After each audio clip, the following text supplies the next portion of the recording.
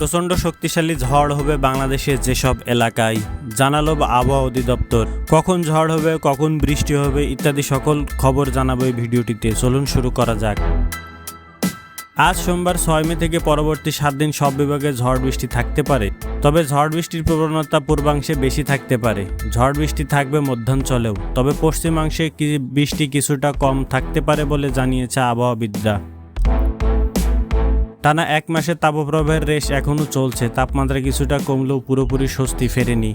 4 বিভাগে বইছে মৃদু থেকে মাঝারি তাপপ্রবাহ, তবে আগামীকাল তাপমাত্রা কয়েক ডিগ্রি সেলসিয়াস কমে দেশের বেশিরভাগ অঞ্চল থেকে তাপপ্রবাহ দূর হতে পারে বলে জানিয়েছে আবহাওয়া বিভাগ। তাপপ্রবাহের পর আগামী কয়েকদিন কালবৈশাখী ঝড় থেকে সতর্কতা অবলম্বনের জন্য অনুরোধ জানিয়েছে আবহাওয়াবিদরা।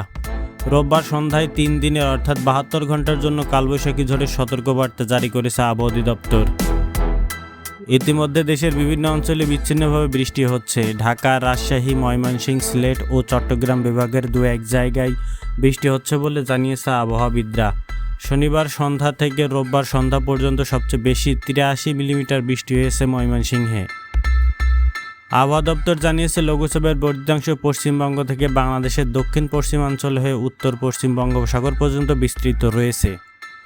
আবহাওয়াবিদ মোহাম্মদ শাহিনুল ইসলাম জানান, রোববার সন্ধ্যা 6টা থেকে আগামী 24 ঘন্টার ময়মনসিংহ ও সিলেট বিভাগের অধিকাংশ জায়গায়, ঢাকা ও চট্টগ্রাম বিভাগের অনেক জায়গায় এবং রংপুর, রাজশাহী, খুলনা বিভাগ এবং বরিশাল বিভাগের কিছু কিছু জায়গায় অস্থায়ী দমকা বা ঝোড়ো হওয়া সহ বৃষ্টি বা বজ্রবৃষ্টি বা কালবৈশাখী ঝড় হতে পারে। সেই সাথে কোথাও কোথাও বিক্ষিপ্তভাবে শিলাবৃষ্টি হতে পারে। এই সময় সারা দেশে দিন ও রাতের তাপমাত্রা 1 থেকে 3 ডিগ্রি সেলসিয়াস কমতে পারে বলেও জানান তিনি আরও জানান, ঢাকা, রাজশাহী, খুলনা, বরিশাল বিভাগের ওপর দিয়ে মৃদু থেকে মাঝারি ধরনের তাপপ্রবাহ বয়ে যাচ্ছে এবং অধিকাংশ জায়গা থেকে প্রশমিত হতে পারে। আগামীকাল সোম ও মঙ্গলবার 8 বিভাগে বৃষ্টি অব্যাহত থাকতে পারে, তবে ঝড় বৃষ্টির প্রবণতা বেশি থাকবে সিলেট ও ময়মনসিংহ বিভাগে। এ সময় দিন এবং রাতের তাপমাত্রা আরও কমবে। পরবর্তী 5 দিনে বৃষ্টি বা বজ্রবৃষ্টি বা বৃষ্টিপাতের প্রবণতা অব্যাহত থাকতে পারে বলে জানিয়েছে আবহাওয়া অধিদপ্তর।